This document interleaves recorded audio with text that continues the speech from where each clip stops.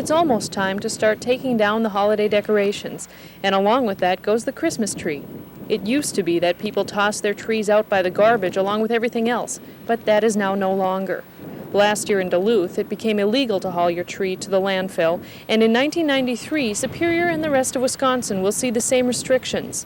However, Superior Douglas County Recycling Coordinator Paul Lina says the restrictions are a good idea. They take up way too much space, and it's costing this community an enormous amount. We feel a program like this, where people are bringing it to us, will save the community and save the taxpayer dollars money.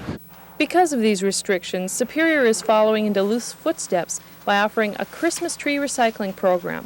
Once the trees are collected, they will be chipped up and made into mulch.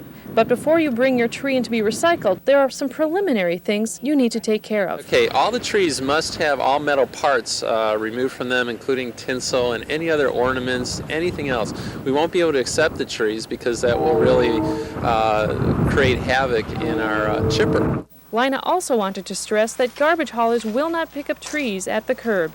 In Superior, Jill Enval, News 6.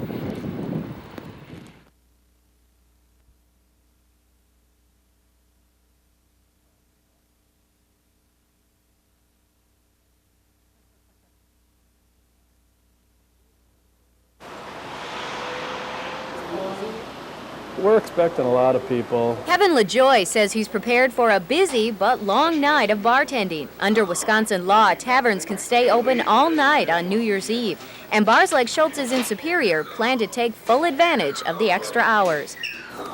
I like it. Gives people a little more time to play. You know, I mean, not saying drinking and driving, but more time to get their stress out, and just gives a lot of people, I don't know, a chance to be themselves.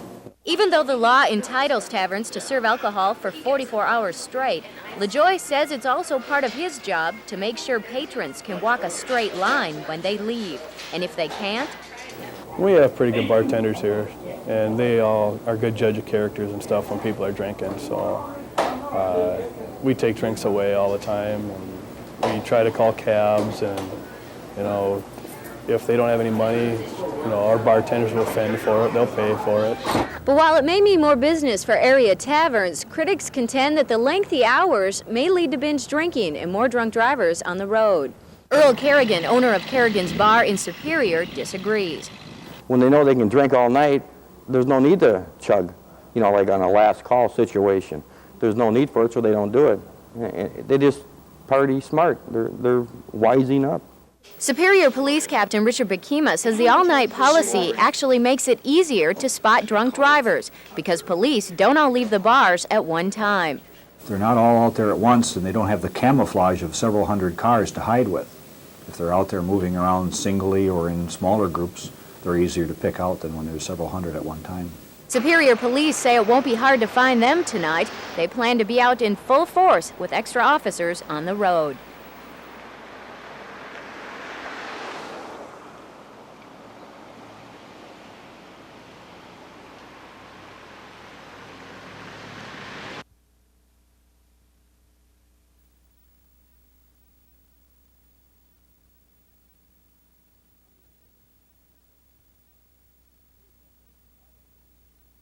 Police Department. He served in a variety of functions again with the Police Department.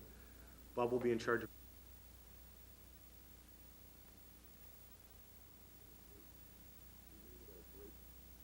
we've got a great leadership within our Police Department, our deputy chiefs, our lieutenants, our sergeants, and I think we've got the finest Police Department matched against anybody in the country.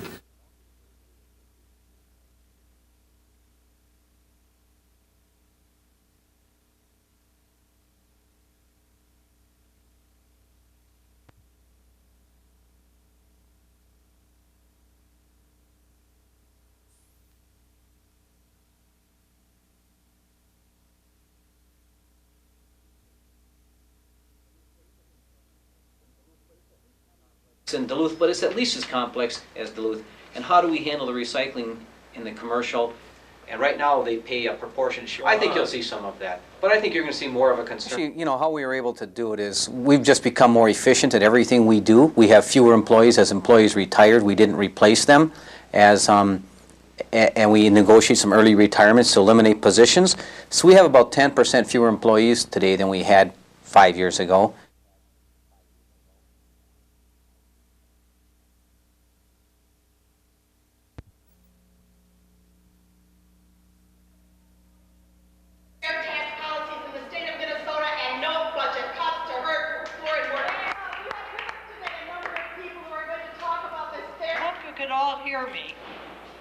The minutes are progressive, while property taxes are regressive.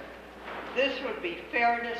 Why is the cost of housing at an all-time rate, alone or together, is higher today than to pay or carrying the ball for those who can best afford to pay? Does this sound?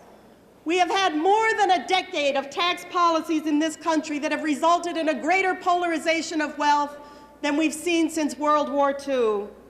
We have seen wealth concentrated in fewer and fewer hands and poverty growing at a higher rate, and we say no more. That's right, no more!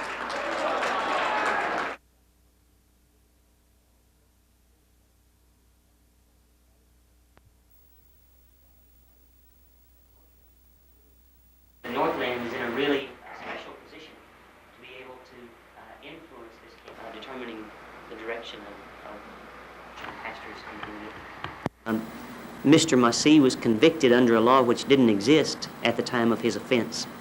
He was arrested in December of 1991 and sentenced to life imprisonment. This law was amended in July of 1992, and he was retried and sentenced to death under a law that didn't even exist at the time of his crime. So we feel that we must intervene. Overseas foreign aid through the House Appropriations Committee. And so in this country? Yes. As a matter of fact, on the action, fundamentalists, Muslims in this area have decided that this is their test case, and they're going to do what they can to make determining the direction of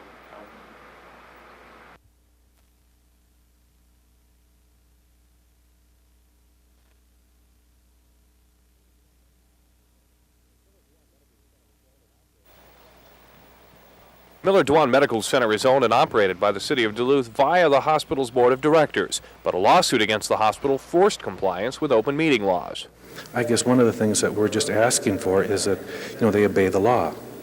And it does not appear as though that the legal mission set up by state law in 1969 has anything to do with the mission that the municipal hospital has decided to take.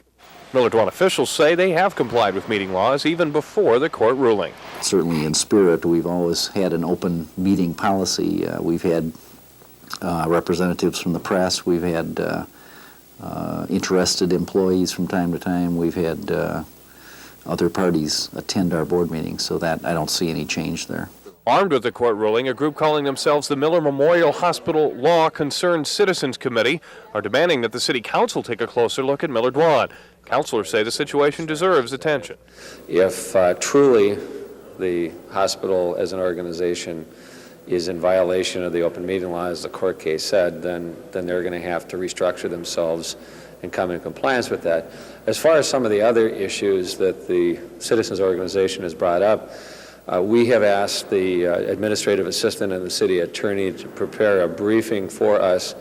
The city must now decide who owns what part of the medical center and how much of a role the city wants to play in the hospital's day-to-day operations. Preliminary decisions could come as early as next week.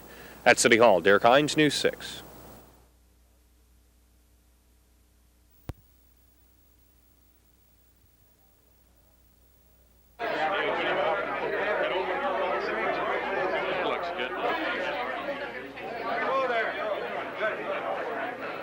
I have 28 years with the police department, and leaving it is tough. The people, missing the people is going to be hard because you establish some relationships, really close ones through the years, and that's going to be the tough part of it.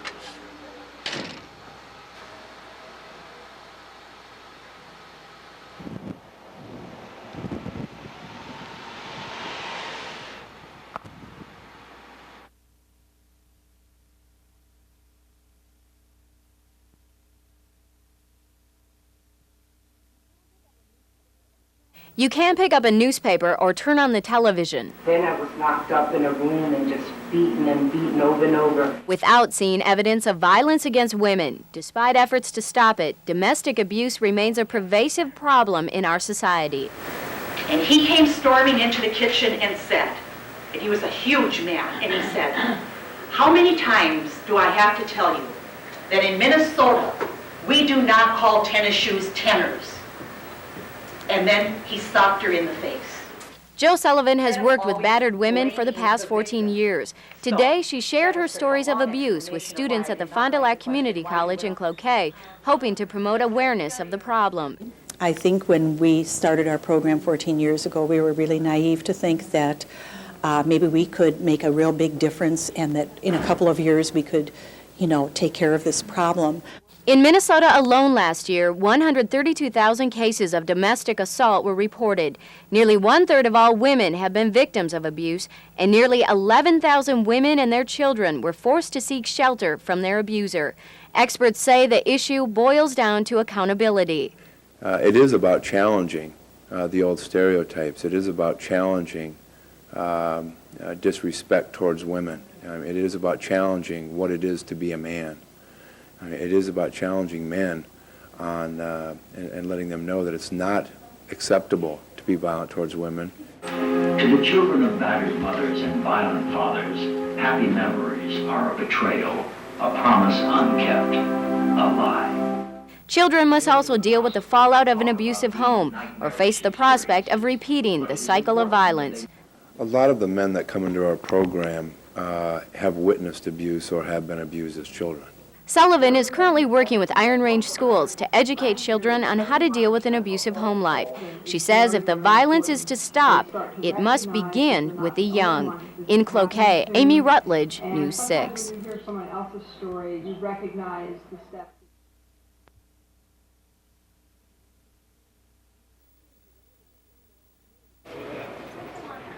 Students arriving at Fond du Lac Community College this morning were confronted by signs laying out new rules. Overnight, for this day only, those with blue eyes became second-class citizens with separate study areas and separate eating places. First-year student Josh Barnack found his usual habits changed. Blue-eyed student drinking fountain. Restrooms and drinking fountains were restricted, as were eating areas. Even something this small and minute still makes you feel discriminated against, because that's what it is. I mean, it's so minor, having to do with eyes, but just makes you, it shows how stupid that the whole racism thing is. The exercise was suggested by student Sheila Brown. Just to give some people who have never experienced prejudice maybe that gut feeling of what it's like. Some students objected. This communications class voted to ignore the regulations altogether. But for students like Josh Barnack, the exercise was an eye-opener. Things return to normal tomorrow at Fond du Lac. School officials hope the experience will change the way students look at discrimination elsewhere. At Fond du Lac Community College, Barbara Riles, News 6.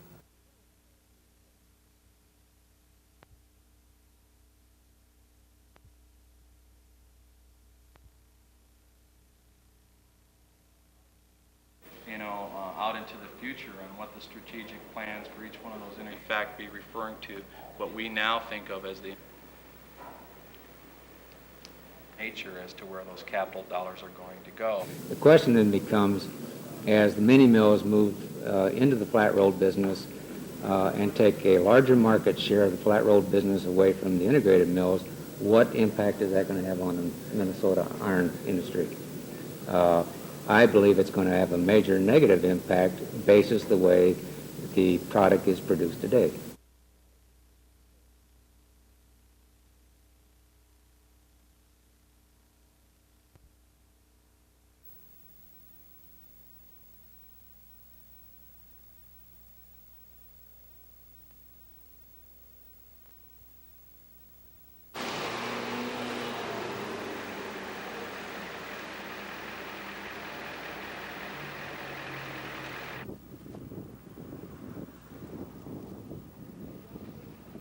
They are younger, they're significantly higher incomes, higher proportion of college graduates, which leads to occupation, leads to income.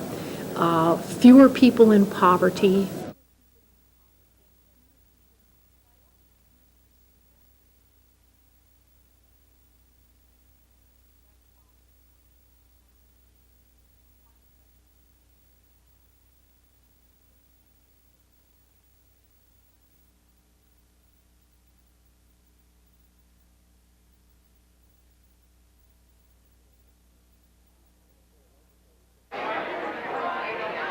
Minnesota legislators from Waseca to Fergus Falls converged on the Twin Ports for Duluth's Legislative Weekend. Local organizers say this weekend is an opportunity to show lawmakers exactly what they're voting for or against in matters relating to Duluth. This is probably the best format to get the message across on any local issue.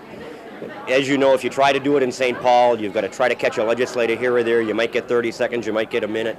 This is our opportunity to not only tell them about the issues, but to show them the issues. Duluth's top priorities include possible state funding for Lake Superior Center and protecting local government aid. One 20-year legislator says the message is loud and clear. Well, we're here with a variety of local elected officials. We're here with community leaders, church leaders, business leaders.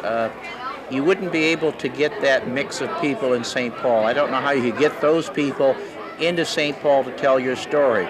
You'd have to hire some pretty high-priced lobbyists to take that message to St. Paul. But ethical eyebrows are being raised in St. Paul. DFL Senator John Marty of Roseville has authored legislation to ban such trips. Marty says the Chamber of Commerce is buying goodwill junkets and calls the practice inappropriate. People or interest groups that have more money have more access to the political process.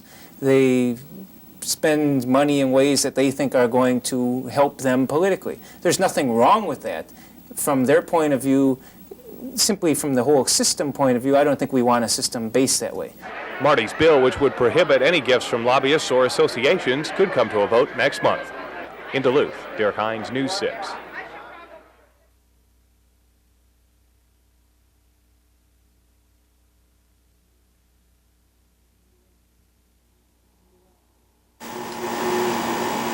To do what? Go for it. Act like I'm turning it on again.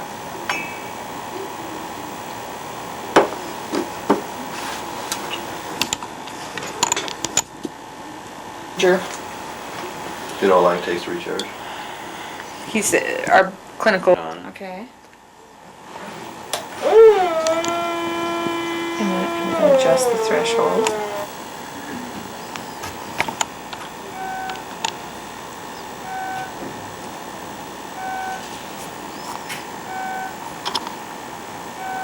Better known that it's here and it's available and that there are non-surgical alternatives.